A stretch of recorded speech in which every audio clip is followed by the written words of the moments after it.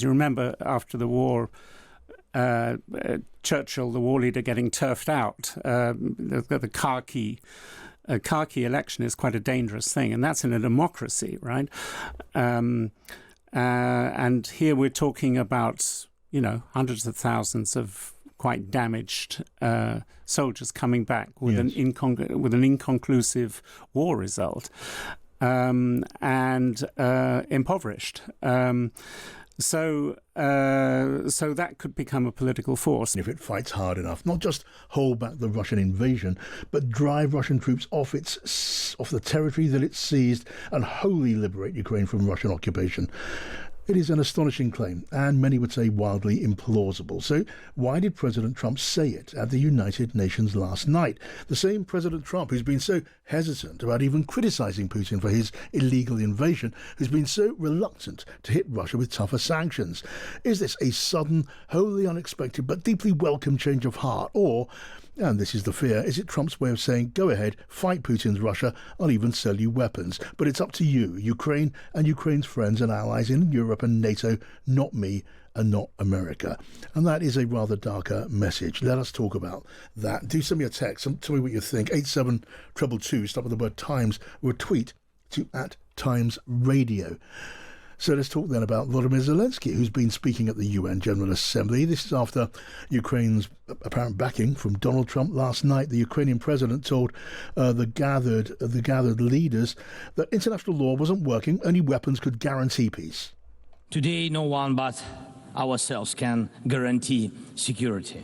Only strong alliances, only strong partners, and only our own weapons. The 21st century isn't much different from the past. If a nation wants peace, it still has to work on weapons. So Ukraine needed weapons, Ukraine needed friends. Roger Boyes is here with me in the studio, Times diplomatic editor. Hello to you, Roger. Hi. Welcome to you. I mean, it is hard, isn't it, to believe that Donald Trump suddenly has become a dedicated advocate of Ukraine's cause. Yes, and you have to take it with a bit of a pinch of salt, really. He does flip. He flips. He can flip in 48-hour cycles.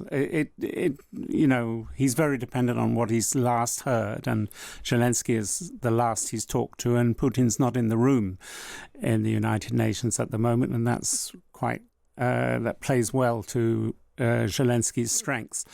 But we'll see. I mean, one kind of optimistic theory is that some kind of pincer movement is evolving. That's to say, European sanctions now increasingly backed by Trump because they help American business in different ways, together with Zelenskyy's successes in hitting the oil reserves and oil refineries of Russia. And the two of these things working together actually may change the situation and paints a more positive picture for Trump than the battlefield. The battlefield's very miserable. Yeah. So the idea that help for Ukraine is not impossible, where it coincides with Donald Trump's view of America's interests, in particular business interests and so on. And if we're looking for reasons, I don't know, for reasons to find some encouragement in what the president had to say, he has said now a number of times he feels personally let down by Putin. If that means that he no longer sees him as a winner, we know how much he admires winners, maybe that might help. Well, there are good. I mean, a lot of analysts say that this might be the situation that Putin's successes can flip. That's to say, when the troops start to come back home, they could become an unpredictable military element, and there are other things that are falling apart within his ruling system. And so with Putin, you do get the sense that time is running out. It's just that time is running out faster for Zelenskyy. Yes. So let's get to that point, because you've written an interesting piece in the Times now. It's there to be read in the Times, of the pressure on Putin internally inside Russia, and the dangers for him, which could start to grow if and when the war in Ukraine starts to wind down? Yes, as I say, it's demobilization is always a tricky period, even in democracies. You remember after the war, Churchill, the war leader, getting turfed out. The car key election is quite a dangerous thing, and that's in a democracy, right? And here we're talking about, hundreds of thousands of quite damaged soldiers coming back with Yes. an inconclusive war result, and impoverished. So that could become a political force. But there are other things too. There's in the southern borders, in Chechnya, there's a leader who always used to be a Putin loyalist, Kadyrov, who's very ill. If there's a succession battle there, it will spill over into the Kremlin. Yeah. There are all sorts of different moving parts that will put Putin Putin on the back foot. Yeah, as you point out at the conclusion of your piece in the Times, there's also in that something of a warning to NATO and the West, which is that Putin may want to perpetuate the conflict with Ukraine and widen the conflict beyond Ukraine to protect his own position. Yes, and I think that's what Zelenskyy is trying to warn at the moment at the United Nations. And you just need to look around. There's an election in Moldova on Sunday, and Russia's already showing signs of interfering with it. So it's okay, Moldova's not in NATO, but it's yet another war. Great to talk to you, Roger. Thank you so much. Roger Boyes there, diplomatic editor at The Times. Now I can welcome to the programme. Welcome back to the programme, Jim Townsend, who's a former US Assistant Secretary for Defence for European and NATO policy. Jim, good to have you back. It's great to be here. Thank you. Jim, could you tell me what you made of Donald Trump's comments at the United Nations on Ukraine? Well, I have to say, on the one hand, you had the speech itself, which was pretty brutal, I have to say. Some of the things he said about everyone. He just sprayed a machine gun across the audience. And then suddenly he pops up with a tweet and some statements off the top of his head in a press conference with Zelenskyy of a totally different tone. So it was quite a surprise and curiosity. And people are reading between the lines now saying, so what does he really mean by this? Because in a lot of ways, while he is saying more positive things about Ukraine, he's also distancing himself from it. Yes. He is saying, good luck, everyone, including Russia.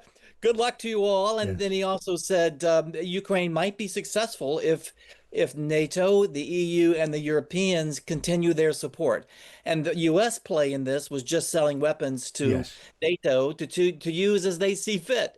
So he has distanced himself still from this war, and he's created a bit of a back door so that if things don't work out, he can say, well, look, I told the Europeans they could make this happen with Ukraine, and they haven't, and so I did the best I could. So this was a change in tone, yes.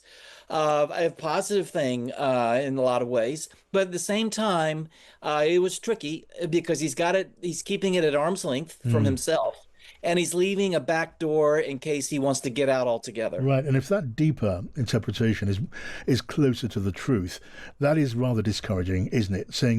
He's saying, look, he's not just saying, look, I'm with you in this, I support you in spirit. He says he wishes both sides well, but essentially, it's your fight, it's not my fight, it's not America's fight as far as I'm concerned. I'm really here more like an arms dealer than an ally.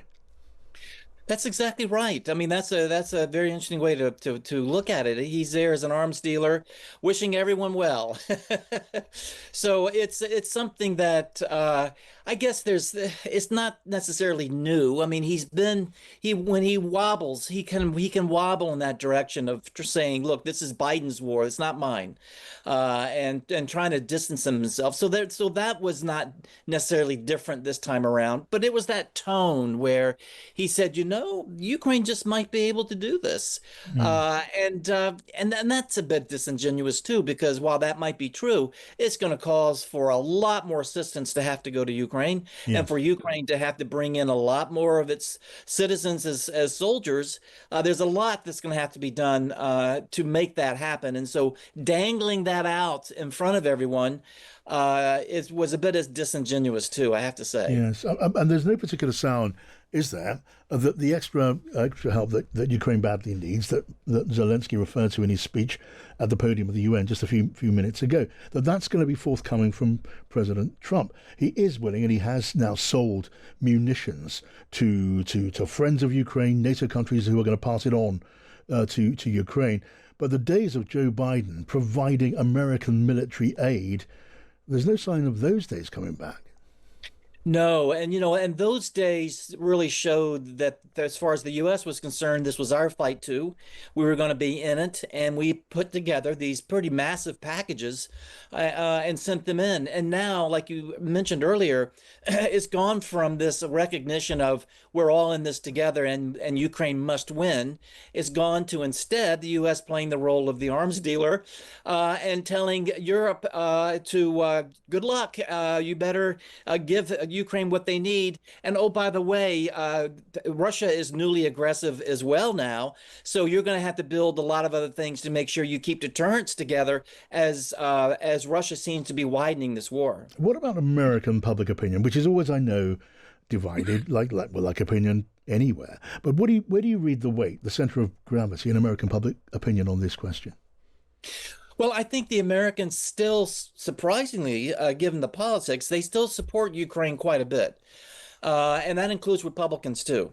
So I think that's we're still there. How closely the American public follow what's going on, and what their view of what Trump said, if they were listening at all, what their view of this new tone from Trump. I think maybe the American people would welcome that because they feel and want to feel optimistic as well. But what I don't think has grabbed everyone's attention enough is this Russian aggression that we've seen over the past couple of weeks Yes. throughout Northern Europe. That's a whole different story.